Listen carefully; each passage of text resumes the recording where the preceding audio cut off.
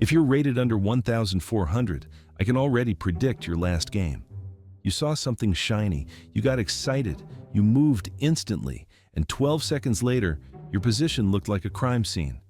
You don't need more openings, you need emotional control. Today I'll give you one rule that will instantly make you harder to kill on the board. Most beginner games are not lost because of genius tactics, they're lost because of impulsive decisions. You see a free pawn, and your brain goes, mine. You see a check and think, violence. You see a sacrifice and think, I am Tal. You are not Tal. Strong players are boring, calm, slightly suspicious of every move. They don't play what looks cool. They play what survives inspection. If your move makes you feel proud before you calculate it, that's usually the move that ends your game. Chess punishes excitement. It rewards paranoia. Here's the rule.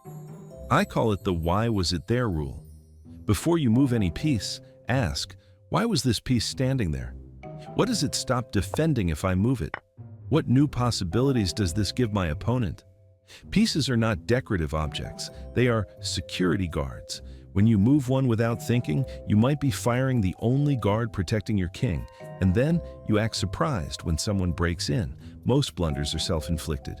You remove protection, your opponent just collects the reward. Now let's look at one opening example. Just a surface-level idea, but more than enough for players up to 1400 rating. White starts by moving the pawn from e2 to e4.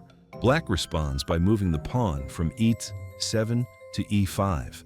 White develops the knight from g1 to f3. Black develops the knight from b8 to c6. Then white moves the bishop from f1 to b5. This is the Ruy Lopez.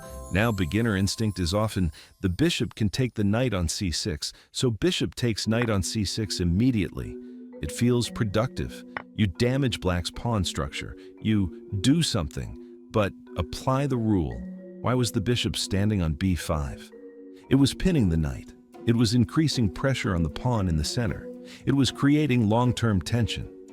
When you take the knight too early, you release that tension.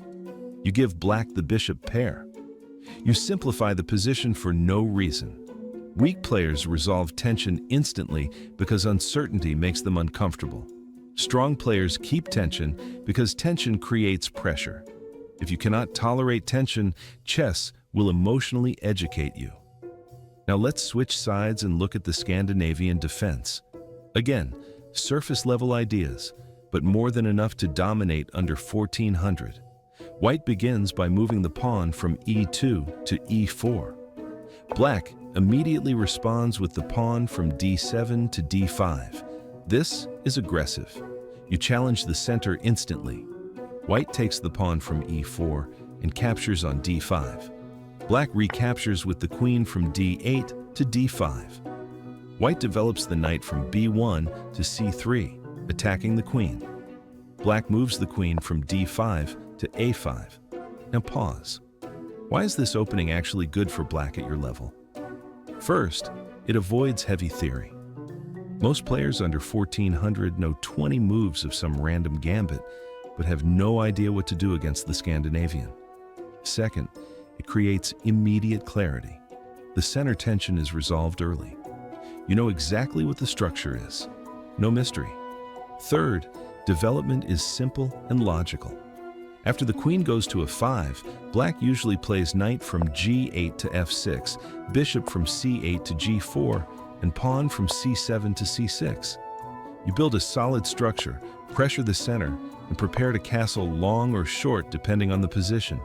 And here is where the rule applies again. Why is the queen on a5? She is not just running away. She pressures the pawn on a5.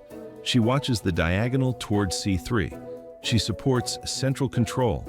If you understand what your pieces are doing, you stop moving them randomly. The Scandinavian is strong at beginner level because it is direct, principled, and easy to understand. You fight for the center immediately, you develop naturally, and if white overextends, you punish them.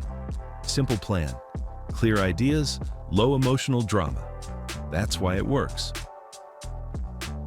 Here's the uncomfortable truth. Chess improvement is pattern recognition.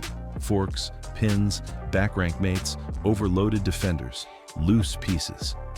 If you do not train patterns consistently, your brain will not recognize them under pressure. Then you say, "I just didn't see it." Of course you did not see it. You trained it twice and hoped for enlightenment.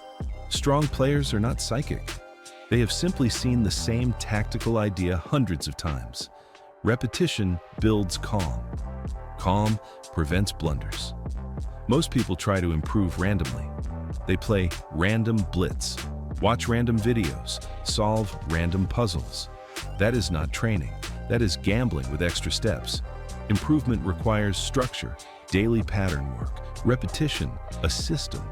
That is exactly why I built Chessmaster, to train patterns in a structured way instead of throwing chaos at your brain.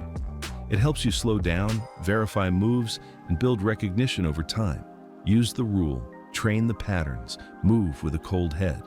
And maybe your games will stop looking like psychological thrillers.